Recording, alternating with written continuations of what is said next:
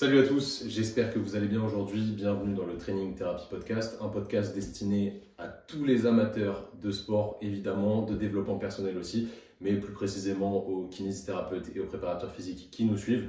Vous pouvez juste être athlète aussi, évidemment, vous êtes les bienvenus ici. C'est un podcast un petit peu particulier, cet épisode, ça ne va pas refléter l'entièreté de tous les podcasts qu'on a fait. Si vous voulez écouter les anciens, je vous laisse descendre dans la playlist Spotify ou Apple Podcast dans laquelle vous êtes. Vous trouverez toutes les interviews qu'on a fait, tous les échanges qu'on a eu avec des athlètes, des chefs d'entreprise, des gens très motivants. Le podcast, il est constitué de plusieurs épisodes. Ça fait bientôt... ça fait plus d'un an déjà. Ça fait plus d'un an déjà qu'on a lancé le podcast. On est début 2023, donc il faut calculer le nombre de semaines sur un an. Je ne sais plus du tout combien c'est, on doit être épisode 66 ou quelque chose comme ça. Le chiffre du diable, attention.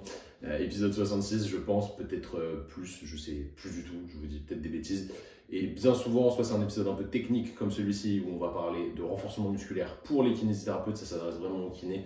Mais si vous êtes prépa et que vous aimez bien la réhab, que si vous êtes athlète et que la réhab vous intéresse, écoutez, ça va vraiment vous inspirer, je pense, et vous amener à réfléchir un petit peu différemment de la norme, de ce qu'on a voulu vous apprendre, qui est souvent un petit peu faux. Là, on va se rapprocher d'une réalité qui est discutable, toujours évidemment, parce que c'est à travers mon prisme personnel, mais ça va être quand même intéressant pour vous. Bref, si vous voulez plutôt des épisodes qui sont style interview, discussion avec des gens motivants et qui amènent à réfléchir, je vous invite à aller voir les anciens. Il y en a tellement, je ne pourrais pas vous en citer un mieux que les autres, mais voilà, c'était pour faire une petite intro, pas rapide du tout, et évidemment, je suis jamais rapide là-dedans, mais une intro qui resitue un petit peu plus le contexte. Je m'appelle Thomas, je suis kinésithérapeute préparateur physique, et mon objectif, c'est de vous aider soit en tant qu'athlète à améliorer vos douleurs, améliorer votre mobilité si vous avez des problèmes là-dessus, soit en tant que professionnel à améliorer la réhabilitation que vous offrez à vos patients, à vos clients, via les petites connaissances que j'ai sur certains sujets qui sont surtout la réhabilitation active. Les thérapies passives, c'est pas trop mon délire. Et aujourd'hui, je suis dans mon bureau et c'est un épisode filmé. Oui, c'est ça que je voulais vous dire, c'est un épisode filmé. Ça fait longtemps que je n'avais pas fait d'épisode filmé. Je pense qu'à partir de maintenant, je vais tous les filmer, du moins ceux où je suis tout seul. Comme ça, ça répondra à certaines demandes que vous m'avez émises. Émises ou émis, je ne sais pas comment on dit, je crois que émises, hein, ça va le faire. Que vous m'avez demandé du coup de filmer parce que vous trouvez que c'est plus sympa. Donc allez, on a filmé, hein, let's go, hein, c'est parti, on filme. Je suis dos à mon ami Vegeta, je vous laisse l'observer quand même. Vous êtes beaucoup à me demander d'où elles viennent ces peintures. Ça vient d'un artiste qui s'appelle Harold. Son nom d'artiste c'est Haro, H-A-R-0-W. Vous pouvez aller check sur Instagram, c'est incroyable ce qu'il fait. Il met de temps en temps des peintures à la vente. Alors évidemment, c'est pas une peinture originale, c'est une toile. Celle-là, c'est un truc un peu plastifié. En bas, c'est des toiles que j'ai. Celle avec Luffy, vous avez kiffé. Allez vraiment voir ce qu'il fait. Moi, je trouve ça incroyable. Si vous kiffez les mangas, si vous kiffez un peu la culture street art, monstrueux. Il y a aussi des trucs de Marvel qui sont vraiment très stylés. Et moi-même, j'ai fait de la peinture aujourd'hui. J'ai peint le cabinet allez, j'annonce notre deuxième cabinet qu'on ouvre bientôt. Coup de pistolet. Je fais ça au pistolet, très intéressant. Mais si j'ai la tronche un peu blanche ou de la peinture dans les narines, c'est à cause de ça. Donc ne m'en voulez pas. Aujourd'hui, du coup, épisode un peu plus technique, comme je l'ai dit lors de l'intro, qui va suivre un petit peu la lignée des deux précédents épisodes. On va faire une triplette. On a parlé il y a 2 semaines du diagnostic différentiel entre les épaules et les cervicales pour les pathologies d'épaule, pour les douleurs d'épaule. La semaine dernière, on a parlé d'organisation, comment bien organiser son temps quand on est créateur de contenu ou juste entrepreneur. Vous savez que je ne kiffe pas trop ce terme parce que ça veut un peu tout et rien dire, mais vous voyez très bien ce dont je veux parler, plutôt indépendant. Comment on gère son temps quand on est indépendant, du moins comment on fait nous, ce qui fonctionnait pour nous. Donc je vous invite à aller les écouter. Et aujourd'hui, épisode sur le renforcement musculaire pour les kinésithérapeutes. C'est super important. Vraiment, si vous êtes kiné, je vous invite vraiment à écouter cet épisode. Il est grave important, grave intéressant. Je vais vous donner plein de valeurs dedans, donc franchement, restez à l'écoute. J'ai mes petites notes là sur mon Mac. C'est la première fois que je fais un podcast avec des notes pour ne pas oublier certains points dont je voulais absolument vous parler. Alors, d'où je sors toutes les données que je vais vous balancer aujourd'hui? Clairement, de certains livres comme ça, ou comme ça, très connu, celui de Brad Schoenfeld, ou celui de Rudy. Franchement, ça c'était un très bon livre. Piccolo. Tac, très bon. Ça peut paraître un peu facile d'accès, ce genre de livre. Et d'ailleurs, quand c'est facile, c'est toujours bon signe. Ça veut dire que la personne maîtrise son art. Et franchement, c'est grave cool pour les kinés qui ne connaissent vraiment rien à la musculation. Objectif plutôt bodybuilding entre guillemets, dans la limite du raisonnable et du naturel évidemment, vous connaissez Rudy, et ces livres sont très intéressants pour vous. Donc d'où je sors tout ça? De livres et d'études évidemment, parce que j'adore les études scientifiques, vous le savez, et aussi juste qu'en fait c'est une de mes passions et une grosse partie de mon travail.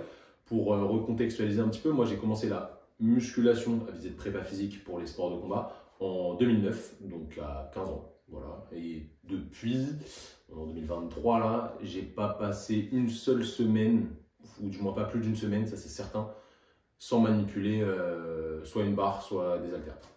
Ça c'est sûr. Donc clairement, j'ai pratiqué, même si je suis très très peu doué. Et j'ai testé plein de trucs, des trucs de terrain, des trucs que j'avais vu dans des études scientifiques. Et je me suis fait mon avis en fait, sur moi-même, sur mes clients, sur mes patients. Et au bout d'un moment, j'ai fait le tri. Donc aujourd'hui, moi, je vais vous présenter ce qui fonctionne pour les patients, donc les gens qui ont des problématiques bien spécifiques, à savoir 99% du temps de la douleur qui leur pose problème. Je parle pas on va pas parler de comment passer de 240 kg au squat à 245 kg pour les powerlifters, qu'on soit clair.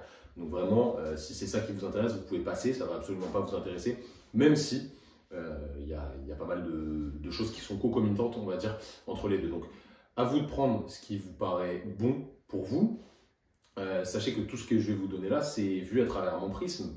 Évidemment, hein, j'ai une tonne de littérature derrière, mais c'est vu à travers mon prisme, donc c'est pas la stricte réalité. À vous de prendre ce qui vous paraît pertinent et de laisser ce qui vous paraît moins pertinent, on va dire. Donc clairement, aujourd'hui, quand on fait du renforcement musculaire à un patient, et c'est la plupart des séances que vous faites, c'est du renforcement musculaire, on va pas se mentir, notre but, c'est d'induire, outre les adaptations psychologiques et sociales, parce que le fait de faire des exercices améliore plein de choses d'un point de vue psychologique et social, on le sait clairement aujourd'hui, c'est de créer une adaptation des tissus de notre patient. Ça, c'est super important. C'est là qu'intervient un mécanisme qui nous tient fortement à cœur. On n'arrête pas d'en parler, vous le savez tout aussi bien que nous, c'est la base de notre travail de kinésithérapeute. Si ce mécanisme-là n'existait pas, la kinésithérapie n'aurait aucun effet. Donc le mécanisme dont je vais vous parler là, c'est vraiment la base des bases. C'est le premier cours qu'on devrait avoir à l'école de kiné et même en STAPS, c'est le premier cours qu'on devrait avoir parce qu'en gros, il explique l'adaptation du corps humain et comment on fonctionne d'un point de vue tension.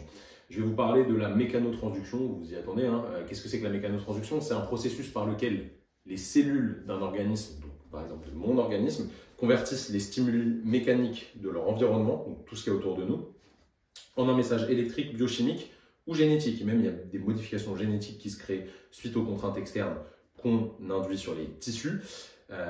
Et en gros, on répond à la contrainte mécanique, que ce soit une contraction musculaire, un étirement, une compression comme un massage par exemple.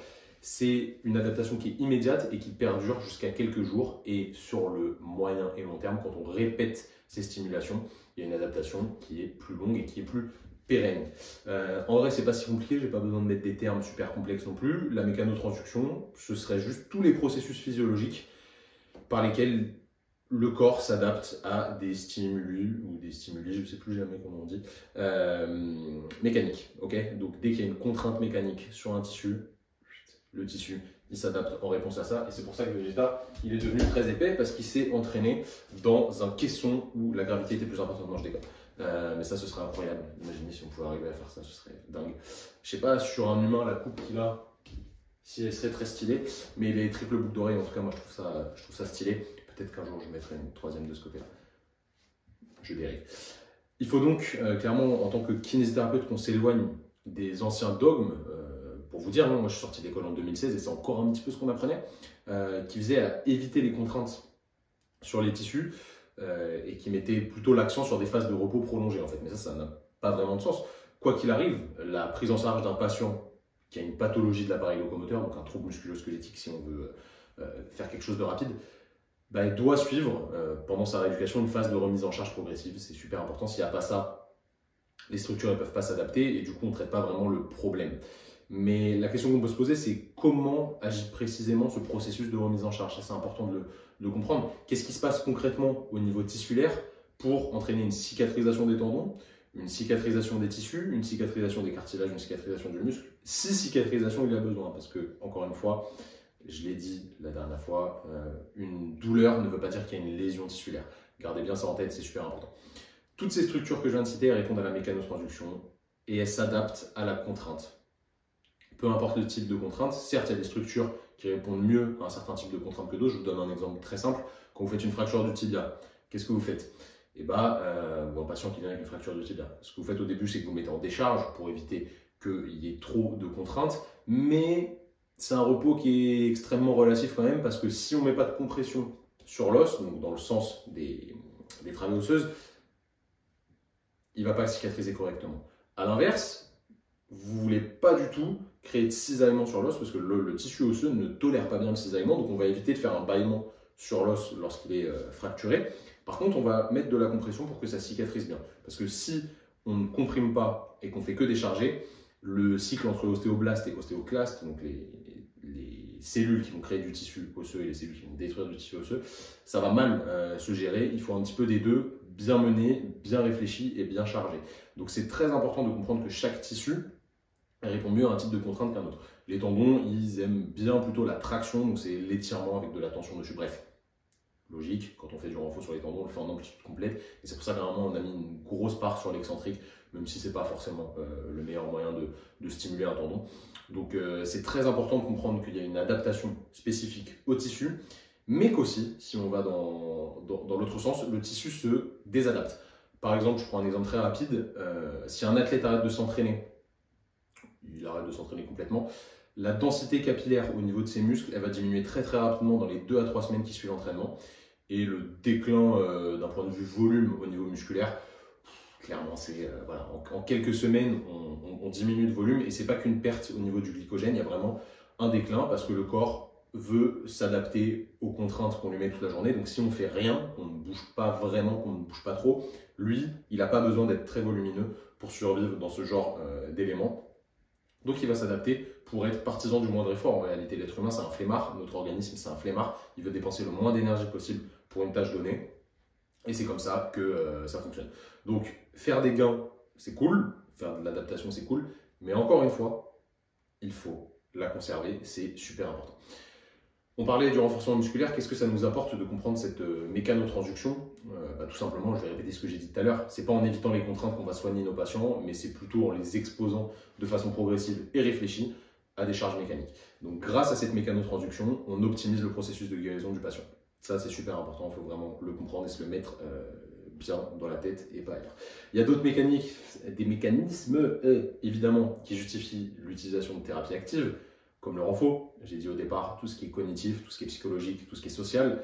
Ça vient aussi désensibiliser les tissus, donc la stimulation qui était douloureuse à la base lorsqu'on répète des exercices sur le tissu qui est vecteur de douleur, et cette stimulation va devenir moins douloureuse, voire plus douloureuse parce qu'on va désensibiliser le tissu à la contrainte. Ça va aussi améliorer le mode de vie parce que les gens vont commencer à se mettre à bouger et potentiellement faire plus d'activité physique grâce à leurs nouvelles compétences. Donc ça, c'est juste incroyable d'un point de vue santé. Il ne faut pas se mentir, c'est vraiment la base des bases. Maintenant, on rentre dans le renfort. Comment créer du tissu musculaire? Quand on parle de renfort, bien souvent, on pense à hypertrophie, mais on va voir que l'hypertrophie, elle nous sert vis-à-vis d'un objectif clé qui sera le développement de la force, vous vous en doutez. Tout d'abord, comment on fait du tissu musculaire en s'entraînant? Sans s'entraîner, ce n'est pas possible. Ça ne fonctionne pas comme ça. Ce n'est pas possible. Il faut s'entraîner intelligemment, sérieusement, régulièrement et en étant vraiment progressif dans ce qu'on fait. C'est un des 3 facteurs clés de l'hypertrophie. On va y revenir après. Et s'entraîner intelligemment, ça consiste juste à programmer son entraînement, planifier le travail de renforcement musculaire. Et tout ça, ça s'apprend. Évidemment, si vous voulez aller plus loin en ce qui concerne la planification, on a une formation qui est dédiée aux kinésithérapeutes qui s'appelle la planification de la rééducation, ou planifier la rééducation, comme vous voulez, peu importe le nom en réalité. Je crois que sur le papier, ça s'appelle planifier la rééducation. Venez la faire avec nous, vraiment vous allez avoir des clés pour organiser vos séances d'un point de vue vraiment macroscopique et aussi microscopique pour aller dans le cœur, savoir ce que vous faites dans chaque séance, pourquoi vous choisissez tel exercice et comment on planifie sur plusieurs semaines pour atteindre notre objectif de fin. Bref, je ferme la parenthèse. Je vous ai parlé des 3 facteurs clés du développement musculaire. Le premier, c'est la tension mécanique. Le plus important, c'est la tension mécanique. Qu'est-ce que c'est? C'est le fait d'appliquer une contrainte, donc on en revient à la mécanotransduction, une charge, si possible lourde, sur les tissus pour les mettre en tension. Vraiment qu'ils soient tendus, qu'il y ait de la tension qui soit créée par une charge externe. Ça, c'est le premier facteur. S'il n'y a pas de stress mécanique, il n'y a pas d'hypertrophie, c'est pas possible. Vraiment, c'est pas possible. On ne peut pas arriver à créer de l'hypertrophie sans stress mécanique. Deuxième facteur, c'est le stress métabolique qui va aller un petit peu à l'encontre du premier, mais les deux sont concomitants et au final, c'est quand on va être à la réunification des deux, au milieu, dans le prisme entre les deux, vraiment dans cet intervalle, qu'on va être le plus efficient.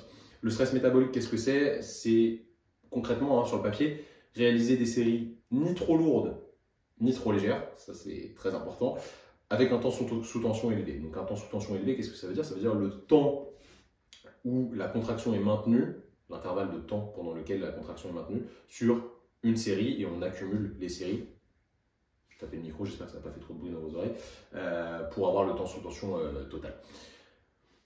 On ne va pas parler de cycle énergétique parce qu'aujourd'hui les filières énergétiques elles sont très, très remises en question, mais la production hormonale qui résulte de ce type d'effort, à visée de stress métabolique, elle est plus haute que sur les efforts très courts. Okay, vraiment, en tant qu'hormones anaboliques, toutes les hormones anaboliques sont plus stimulées quand on fait des efforts qui sont mi-longs. Je ne parle pas de courir un marathon, hein, c'est pas du tout ça que je suis en train de dire, mais une série qui dure 20 à 45 secondes va être plus efficace d'un point de vue hypertrophique qu'une série de 3 secondes, à savoir un 1RM en hypertrophie. Ça va avoir des bénéfices évidemment, mais beaucoup moindres qu'une série avec un temps sous tension qui chapeaute cette fourchette. Donc en réalité, pour développer une hypertrophie fonctionnelle, il faut un combo entre stress métabolique et stress mécanique. C'est là où on va être le plus efficace et où surtout on va se diriger assez rapidement vers le développement de la force. On va revenir après à l'intérêt du développement de la force. Et dernier point, je l'ai dit tout à l'heure, c'est la progressivité. Le fait d'être progressif, ça veut dire quoi? Ça veut dire surcharger progressivement poids, nombre de séries, nombre de répétitions. La base, hein, c'est assez simple. Pour créer de l'adaptation progressive et laisser du temps plutôt au système pour qu'il s'adapte progressivement et qu'il le fasse sans prendre de risques, sans en faire trop ni pas assez. Ça, c'est le plus important. Et s'il y avait une variable à modifier là-dedans, à faire progresser en premier, je vous dirais personnellement que ce serait le poids. D'accord? C'est mon avis personnel. Faites plutôt augmenter le poids plutôt que le nombre de séries ou le nombre de répétitions. Ça va être plus intéressant. Et après, évidemment, il va falloir avoir une cible plus précise pour savoir ce qu'on vise. Est-ce qu'on vise vraiment de l'hypertrophie, pure hypertrophie, ou est-ce qu'on vise plutôt le développement de la force, plutôt le développement de la puissance? Ça devient un petit peu plus complexe, mais ça reste très, très important. Il y a pas mal d'entre vous qui vont me demander combien de séries, combien de répétitions. En pratique, pour maximiser l'hypertrophie, le volume, il se doit d'être plutôt haut. Si vous regardez le livre de Brad Schoenfeld, Hypertrophie, qui est clairement le chercheur qui a le plus de publications scientifiques à son actif sur l'hypertrophie, je ne suis pas un grand fan de ce livre, je vous avoue, c'est trop théorique et trop déconnecté du terrain pour moi. Tous les gars qui s'entraînent vraiment et qui sont dans la recherche et dans la pratique vous le diront, c'est beaucoup trop théorique. On voit que c'est pas faisable, c'est ce qui ressort de ce livre, mais ça remet quand même l'église au centre du village, si je peux dire ça, dans le sens où les conclusions sont vraies de ce qu'il dit. Par contre, les programmations qu'il propose, c'est clairement discutable, mais en tout cas, le livre est intéressant. Il y a plein de références scientifiques, vous pouvez les creuser dans chaque étude. En gros, plus le volume est élevé, dans la limite de la capacité de récupération de chaque personne, plus vous avez de chances d'hypertrophie. Mais la relation dose-effet, clairement, elle a une limite qui est extrêmement dépendante de chaque personne, comme je le disais juste avant. Quand on est débutant, si je prends vraiment un truc très très débutant, on peut préconiser 40 à 70 répétitions par groupe musculaire dans une séance. Par exemple, ça pourrait correspondre à un 5 x 10. Voilà, 5 x 10, vous avez fait 50 reps effectives, avec une charge effective, sur le développé couché. Mais ça pourrait très bien être 3 x 10 au développé couché, puis 3 x 10 au développé incliné avec des haltères pour changer un petit peu l'axe de tension. Et on aurait fait 60 reps au final sur le groupe musculaire que sont les pectoraux et toute la chaîne de répulsion horizontale, donc à savoir triceps et un petit peu les deltoïdes évidemment. Pour quelqu'un d'avancé, on peut aller jusqu'à 150 et pour quelqu'un qui est très très très avancé, on peut aller largement plus loin parce que là, pour avoir les tout petits gains de plus, il va falloir pousser le curseur très très haut parce qu'ils sont déjà très adaptés, donc il va falloir aller très loin. Mais la plupart des patients, vous inquiétez même pas, ce sera plus dans la première fourchette qu'autre chose. Donc encore une fois, on n'est pas sur de la perf, on n'est pas sur du bodybuilding, on n'est pas sur du développement de la force maximale pour des powerlifters, on est sur du patient dans ce dont je vous parle là. Donc remettez quand même les choses dans leur contexte. N'oubliez pas que tout dépend du niveau et des objectifs de chacun aussi. Deuxième question que vous pouvez me poser, à quelle charge je dois m'entraîner? Si on veut vraiment développer notre hypertrophie, donc l'hypertrophie c'est le fait d'augmenter la masse musculaire pour être plus épais et aussi plus fort, sachez que la gonflette n'existe pas. Quelqu'un qui est très très balèze, il est très très fort, ne vous inquiétez pas pour lui. Si la gonflette ça existait, ça fait bien longtemps que les bodybuilders seraient passés par là. Malheureusement ça n'existe pas, ils sont obligés de s'entraîner dur. Si on veut vraiment être plus fort dans une visée de développement de la force et d'hypertrophie, s'entraîner à moins de 70% du 1RM, ça semble pas forcément très pertinent. Et vu que nous, on veut rendre nos patients forts parce que la force, le développement de la force, c'est le truc qui protège le plus du risque de blessure, clairement qu'on soit clair aujourd'hui, même si c'est pas magique d'être fort, c'est le truc le plus important. Si on gère bien sa charge d'entraînement et qu'on est fort vis-à-vis des contraintes que nous impose notre activité sportive ou juste notre activité de la vie de tous les jours, le fait d'être fort et de s'entraîner régulièrement en gérant bien sa charge d'entraînement, c'est le truc le plus protecteur. Vraiment, ça fait vraiment la diff. Donc pourquoi se priver de développer la force en alliant ça à un peu d'hypertrophie? Il y a Poliquin qui disait que pour avoir réalisé une bonne séance d'hypertrophie, intéressez-vous à ce que faisait Poliquin et aujourd'hui Thibaudeau qui est son successeur entre guillemets, on devrait ressortir de la séance fatigué, mais avoir envie encore de nous entraîner quelques heures après. Genre, en gros, ça montre que on s'est cramé musculairement d'un point de vue périphérique. Donc ça a fait le taf, d'un point de vue métabolique ça a fait le taf, il y a eu de la tension quand même, mais nerveusement on n'est pas cuit, du coup on ne va pas être out pendant quelques jours à ne plus pouvoir s'entraîner et avoir fait trop vis-à-vis de nos capacités de récupération. Donc ça ce sera un bon curseur, après il faut se connaître évidemment, mais ça vous montre quand même que c'est réalisable. On parlait de la force maximale, je vous ai parlé de quelque chose de 70% du 1RM, il faut se rendre à l'évidence, aujourd'hui, dans notre pratique, c'est beaucoup trop compliqué de faire des 1RM aux patients. Franchement, c'est pas faisable, le besoin technique et l'engagement sur un calcul de 1RM, il doit être trop important. Certes, on a des corrélations qui existent, mais qui sont pas forcément super fiables parce que ça dépend vachement de la population et de pas mal d'autres variables qui sont un peu complexes à détailler. Je ne vais pas trop vous prendre la tête en vidéo et en vocal avec ça.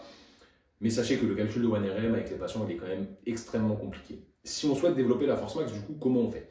On a deux méthodes. Il y a la méthode d'abord des efforts maximaux et ensuite des efforts répétés. La méthode des efforts maximaux, qu'est-ce que c'est? C'est d'utiliser une résistance maximale, donc vraiment se rapprocher des charges très très lourdes, comme du 1 à 5 répétitions, vraiment avec des charges lourdes, on est très proche de l'échec et il y a lourd, quoi. On est à notre 5 RM quasi. Vraiment, on vient taper lourd. Et du coup, évidemment, c'est obligatoire. Le principal facteur limitant de cette méthode, ça semble quand même super pertinent, c'est que c'est risqué d'un point de vue risque de blessure. D'accord? Vu qu'on met énormément de tension et qu'on va la plupart du temps utiliser des exercices polyarticulaires, ça demande un gainage quand même très important, donc une qualité technique quasi irréprochable. Et ça demande de la répétition et de la répétition pour les patients du moins. Okay, je ne parle pas de powerlifters encore une fois, qui sont à haute fréquence d'entraînement, en surfréquence même, ils s'entraînent limite ils vont faire du squat tous les jours, comme ça ils sont super adaptés à ça. Mais là c'est même pas la question en fait, nous on parle de patients douloureux qui n'ont aucune qualité technique, aucune qualité gestuelle. Nous ce qu'on veut c'est les rendre forts sans leur faire mal en réalité. Donc si vous voulez améliorer la force sur les quadris d'un patient, vous lui faites faire du squat, très bien, l'idéal ce serait d'aller taper dans du 4-5 reps très lourdes. Sauf qu'il y a tellement de risques pour le reste de son corps, vu qu'il n'est pas gainé, qu'il ne sait pas se placer, qu'il ne sait pas contrôler son dos, que ça ne vaut pas forcément le coup. Donc ça, c'est important de le prendre en compte. Il faut une technique correcte et ça prend vachement de temps. Autre point négatif, c'est que cette méthode, elle favorise peu l'hypertrophie, même si on hypertrophie un peu, évidemment. Je ne dis pas que les powerlifters, etc. ne sont pas épais. Et vous vous doutez bien que s'ils sont aussi solides physiquement, alors déjà, ils font des exercices accessoires à côté de renfort, avec un peu plus de répétition que sur leur travail de squat. Par contre, ils ne vont pas faire des séries de 12 squats, ça leur sert à rien. C'est un juste milieu en réalité. Ça favorise peu l'hypertrophie, mais ça développe plus la force. Donc évidemment, ce serait à préférer pour les gens qui veulent vraiment développer à fond leur niveau de force. Mais pour les patients au départ, c'est pas très intéressant. Cette méthode, qu'est-ce qu'elle fait d'un point de vue physiologique? Elle améliore surtout la coordination neuromusculaire et la synchronisation des unités motrices. En gros, on va envoyer à balle d'influx nerveux sur toutes les unités motrices de manière super synchrone et tout le muscle va se contracter en même temps. Ça va être beaucoup plus efficace. Par exemple, je donne rapidement l'exemple, c'est grâce à ça qu'on explique le fait que la première fois que vous faites du développé couché, la barre, elle part dans tous les sens. Une semaine après, vous avez fait juste 2 séances, c'est nickel, vous synchronisez bien vos unités motrices, etc. Vous n'avez pas hypertrophié, vous n'avez pas créé de tissu musculaire, clairement pas, ou du moins de manière très très très limitée. Par contre, votre cerveau, il coordonne mieux le mouvement et il est capable de produire plus de force parce qu'il est plus efficient dans sa commande motrice. Donc ça, c'est important et c'est surtout ce qu'on va travailler, ces facteurs nerveux avec la force maximale. Inconvénient, je le répète, qualité technique qui est souvent pas là et beaucoup de travail de répétition avant qui n'est pas réellement faisable en rééducation, sachant que les gens viennent 2 fois au cabinet, une demi-heure à 1h30. Franchement, en vrai, vous pouvez pas perdre du temps à faire du travail technique pendant 1h30 pour juste apprendre du squat à quelqu'un pour au final faire du squat à 40 kg. Il y a peut-être un intérêt sur le long terme, je dis pas le contraire, mais nous ce qu'on veut c'est être efficient. Pour 16,13 € aujourd'hui, ça se discute. Bref, deuxième méthode, là on parlait des efforts maximaux, on va parler des efforts répétés qui est beaucoup plus pertinente pour les patients qu'on a en face de nous. Qu'est-ce que c'est que les efforts répétés? C'est d'utiliser une charge qui est sous-maximale, donc on est assez loin du 1RM, pas non plus très très loin, mais on n'est pas très proche du 1RM. Ce qui va se passer, c'est qu'en fait, on va quasiment aller jusqu'à l'échec, on ne va pas à l'échec parce que sinon on crame le système nerveux, mais on va très proche de l'échec, on flirte avec. Ce qui se passe, c'est qu'en fait, sous fatigue, donc à la fin de la série, sur les dernières répétitions, les muscles ils vont fournir un effort maximal. Vraiment, ils vont fournir un effort maximal et ce qui va se passer, c'est que le cerveau, il va être comme, enfin le système nerveux central plutôt, il va être comme s'il était sur une charge très très lourde. Il va envoyer à fond d'influx pour synchroniser les unités motrices, pour produire de la force, etc. Mais en plus, on aura eu tout un travail avant de répétition qui va favoriser l'hypertrophie. Donc en gros, on va favoriser l'hypertrophie et le développement de la force de manière moindre que les efforts maximaux, c'est sûr, mais on va quand même être assez pertinent sur le développement de la force tout en le corrélant au développement de l'hypertrophie. Donc en gros, on est à une bonne croisée des chemins et ça, c'est pas mal. Comme j'ai dit avant, le calcul de 1RM, c'est très compliqué au cabinet. Du coup, comment on fait? Moi, je vais vous parler d'un protocole, j'ai déjà parlé 10 fois sur Instagram. C'est un protocole qui s'appelle le protocole APRE. C'est les initiales de autorégulatory, donc autorégulé Progressive Resistance Exercise, qui est tiré de. C'est un protocole qui est assez vieux, mais il y a une étude qui est bien faite sur des footballeurs où il compare un protocole linéaire versus un protocole APRE. C'est l'étude de Mann qui est sortie en 2010, je crois que c'est ça, de mémoire, Mann, M-A-2-N. Vous regardez APRE Strength and Mann 2010, vous tapez ça sur PubMed, vous devrez trouver l'étude sans aucun problème. Ça fonctionne mieux qu'un protocole linéaire, qui fonctionne déjà très bien. Un protocole linéaire, c'est d'augmenter progressivement l'intensité et diminuer le volume sur X semaines. Il me semble que là, c'est 6 semaines. Ouais, c'est 6 semaines. Donc, c'est intéressant. C'est un protocole qui est intéressant parce qu'il est autorégulé. Je vais vous le montrer juste après. Enfin, je vais vous l'expliquer juste après. Qu'est-ce qu'on fait? Pour ça, il nous faut un 6RM. Donc, il faut qu'on ait calculé un 6RM. 6RM, ça peut être un peu risqué, mais franchement, pour la plupart des patients, en pratique, vis-à-vis de nous, et de l'expérience qu'on a là-dessus, ça passe. Franchement, ça passe. C'est une charge qui est lourde, certes, mais elle est réalisable par quelqu'un qui n'a pas une technique irréprochable. Il faut que la technique soit bonne, mais il n'y a pas besoin que la technique soit irréprochable. Comme sur un 1RM, il y a un peu plus le droit à l'erreur, même si on évite tout droit à l'erreur. Évidemment, on veut de la qualité gestuelle, c'est ça qui nous importe. On est professionnel du mouvement, ne l'oubliez pas. Une fois qu'on a trouvé notre 6RM, la séance elle va s'articuler sur 4 séries effectives. Première série, on va faire 10 répétitions à 50% du 6RM. C'est un APRE 6. On pourrait faire un APRE 8, ce serait sur le 8RM, mais le APRE 6 est pas mal. Je repars où j'étais parti. Tac, 10 répétitions à 50% du 6RM. C'est une bonne série d'échauffement. Ensuite, on fait 6 répétitions à 75% du 6RM.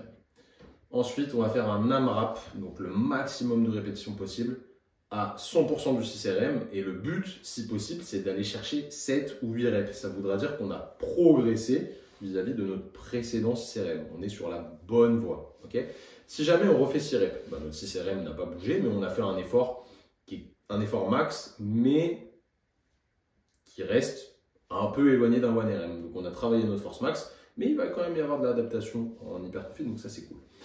Si jamais on a fait 6 reps, qu'est-ce qu'on fait? On fait une dernière série, donc 4e série. Pareil, on refait un AMRAP de max de reps à notre 6RM. Normalement, on devrait faire moins, vu qu'on est pré-fatigué de la série d'avant ou pas. Il y a certaines personnes que ça active et qui peuvent faire plus ou du moins pareil. Et ça, c'est cool. Si jamais vous avez fait moins, c'est que vous étiez fatigué, ok, sur la série 3. Si vous avez fait moins que votre 6RM de la séance d'avant, c'est que vous étiez fatigué. Donc, avoir les facteurs de récup et avoir pourquoi la force a baissé. Sachant que là, on parle de tube de dentifrice. Qu'est-ce que c'est qu'un tube de dentifrice? Un tube de dentifrice, c'est un patient qui n'a jamais fait de renfort de sa vie. Peu importe où vous appuyez sur le tube, il y a du dentifrice qui va sortir et vous allez l'améliorer. Si c'est quelqu'un de très très avancé, ça va être bien plus complexe, il faudra être bien précis sur le tube de dentifrice, ce sera un tube de dentifrice vide. Revenons à nos moutons. Si à l'inverse, vous faites plus de reps sur la série numéro 3, par exemple, vous allez chercher 7 ou 8 reps, déjà ça veut dire que votre 6RM il est plus valide que votre ancien 6RM est devenu votre 8RM. Et bah, on va charger un petit peu plus pour la 4e série, on va rajouter genre 2,5 à 5% en fonction de la personne et de son état de forme. Et normalement, sur la dernière série, vu qu'on a rajouté du poids, on devrait retrouver notre nouveau 6RM qu'on va utiliser pour le calcul de la séance d'après. Donc en gros, c'est autorégulé et ça nous permet à chaque fois de calculer la progression du patient et d'avoir quelque chose de très proche de sa réalité. Sachez que n'oubliez pas, hein, la force elle varie beaucoup au cours de la journée en fonction de comment on a dormi, comment on a mangé, etc. Donc, attention à ça. C'est qu'un exemple de protocole, mais je veux que vous fassiez bien le distinguo entre les patients qui sont capables de calculer des 1RM au cabinet, il n'y en a quasi pas, et ceux qu'on peut charger. D'ailleurs, il faut charger les patients, je l'ai dit au départ, mais on reste dans quelque chose de, voilà, plutôt safe, entre guillemets, entre trop de charge et pas assez de charge, et du coup, on est au confluent entre hypertrophie et développement de la force, et ça, c'est cool, parce que nous, ce qu'on veut, c'est rendre les patients plus solides, oui, mais surtout les rendre plus forts, c'est très important.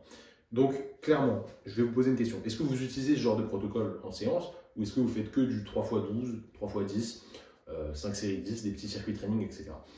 Si c'est le cas, c'est pas grave parce que déjà, premièrement, vous faites faire des exercices à vos patients et ça, c'est génial. Je vous félicite, c'est que vous êtes dans une mouvance qualitative vis-à-vis de tout ce que vous pouvez offrir aux patients. Et ça, c'est super bien. Franchement, c'est super cool. On est dans quelque chose de bon. Vous faites du bien aux patients, vous vous basez sur les thérapies qui fonctionnent le mieux, à savoir les thérapies actives, etc. Donc, déjà, félicitations. Par contre, si vous voulez être un peu plus précis, aller plus loin, vraiment développer de meilleures connaissances là-dessus et surtout des choses plus efficaces avec vos patients, il faut que vous mettiez en place ce genre de protocole. Si jamais vous voulez vraiment apprendre des protocoles comme ça, apprendre à planifier, apprendre à réfléchir intelligemment autour de ce que vous proposez aux patients en ce qui concerne les thérapies actives et du coup la plupart du temps du renforcement musculaire, je vous invite à venir vous former avec nous, soit sur une formation présentielle, le renfort ou la planif en fonction de votre niveau et en fonction de ce que vous recherchez. Je vous mettrai les liens d'inscription dans la description du podcast, évidemment.